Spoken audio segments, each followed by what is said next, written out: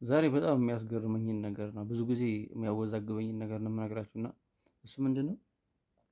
በተለይ እንደ ማህበረሰብ ይመስለኛል እና አንድ አይነት ነገሮች ሆነው በአንድ በኩል ሲሆኑ ልክ፣ በአንድ በኩል ሲሆን ደግሞ በጣም ትልቅ ስህተት አድርገው የሚወሰድ ነገር አለ እና እሱ ምንድን ነው? ለምሳሌ አንድ ወንድ አግብቶ ልጅም ከወለደ በኋላ ትዳሩ ከፈታ መርጦ ወጣት ማግባት ይችላል እና ብዙ የዛን ያህል ጫና ሲበዛበትም አናይም፣ የተለየ ስምም ሲሰጠው አናይም።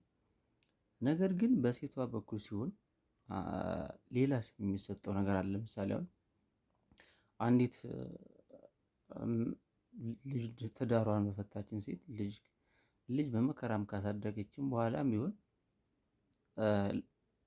ትዳር የማግኘት እንትኗ በጣም ዝቅተኛም ነው። አንደኛ ነገር እኛ አእምሯችን ላይ የምንስለው ነገር ልክ ያልሆነ ነገር አለ። ምንድነው ይሄ? ፈት የሚል ልክ ያልሆነ ስም ከመስጠት በዘለለ ክብር መስጠት ምንድነው አልቻልንም። ገብቷችኋል? እና በምን አይነት ሚዛን ነው እዛ ሲሆን ልክ ወንዱ ጋር ሲሆን ልክ ስህተት ተደርጎ አይቆጠርም። ብዙ ጊዜ ሴቷ ጋር ሲሆን ግን በጣም ትልቅ ስህተት፣ እንደ ትልቅ ስህተት። ምናልባትም እኮ እሷ ብዙ ጥራ ሊሆን ይችላል ያን ነገር ላለማፍረስ፣ ትዳሯን ላለማዳን፣ ለማስቀጠል ብዙ ነገር ሞክራም ሊሆን ይችላል። ስህተት የሚሰሩ እንዳለም ሆኖ እና ትንሽ ግራ ስላጋባኝ ነው።